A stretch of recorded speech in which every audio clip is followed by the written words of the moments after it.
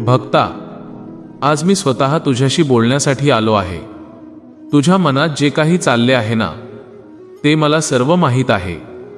म्हणून अजिबात विचलित न होता शांतपणे माझे हे शब्द ऐक.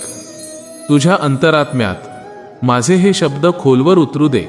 तुझ्या आयुष्यात पुढील 3 दिवसात काय घडणार आहे हे जर तुला आधीच माहीत झालं तर? होय भक्ता, मी स्वतः तुला एक अत्यंत मोठा संकेत देणार आहे. हा संकेत असा आहे ज्याची तू बऱ्याच दिवसांपासून वाट पाहत होतास. पण हा संकेत ओळखण्यात जर तू चूक केलीस ना, तर खूप मोठे नुकसान होऊ शकते. तुझ्या मनात खूप दिवसांपासून अनेक वादळे चालू आहेत. अनेक प्रश्न तुला रात्री शांतपणे झोपू देत नाहीत. तू सतत विचार करतोस की माझ्या गोष्टी कधी बदलतील, माझे संकट कधी दूर होईल, लोकांचे टोमणे आणि संकटांचा डोंगर मी कधीपर्यंत सहन करू.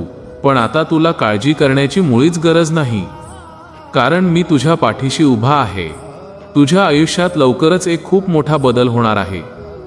तुझ्या सर्व कष्टांचे फळ मिळण्याची वेळ आता अत्यंत जवळ आली आहे. येत्या पुढील 3 दिवसात तुला माझा एक अत्यंत महत्त्वाचा संकेत मिळणार आहे.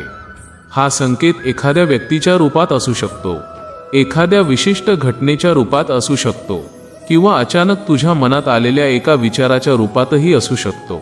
हा केवळ एक योगायोग नसेल, तो मी स्वतः तुझ्यासाठी पाठवलेला मार्ग असेल. कधीकधी तू तुझ्या दुःखात इतका हरवून जातोस की माझे संकेत तुला दिसतच नाहीत. तू त्याकडे केवळ एक सामान्य गोष्ट म्हणून दुर्लक्ष करतोस. तुला वाटते की तुझे ऐकणारे या जगात कोणीच नाही. पण यावेळी तुला खूप जागरूक राहायचे आहे. तुझे डोळे आणि तुझे मन पूर्णपणे उघडे ठेव. जेव्हा तुला माझा तो संकेत मिळेल ना, तेव्हा तुझ्या मनाला एक वेगळी शांतता जाणवेल. तुला तुझ्या सर्व प्रश्नांची उत्तरे आपोआप सापडतील. तुझ्या डोक्यावर असलेले संकटांचे ओझे अचानक हलके झाल्यासारखे वाटेल. तुझ्या मनात जी काही भीती आहे, जी काही चिंता आहे, ती सर्व आता माझ्या चरणी अर्पण करून टाक. कारण जेव्हा तू सर्व भार माझ्यावर सोपवतोस ना, तेव्हा तुझा पुढचा मार्ग मोकळा होतो. तुला वाटत असेल की तू एकटा आहेस, पण मी नेहमी तुझ्यासोबत आहे. हा येणारा संकेत तुला योग्य दिशा दाखवण्यासाठी येत आहे. तुझ्या कठीण काळातून तुला बाहेर काढण्यासाठी येत आहे. ज्यांनी तुला त्रास दिला, ज्यांनी तुझा विश्वास तोडला, त्यांना त्यांची जागा दाखवण्यासाठी येत आहे. पूर्ण श्रद्धेने आणि शांत मनाने या वेळेचा स्वीकार कर. कोणत्याही प्रकारची घाई करू नकोस. मनात कोणतीही शंका आणू नकोस.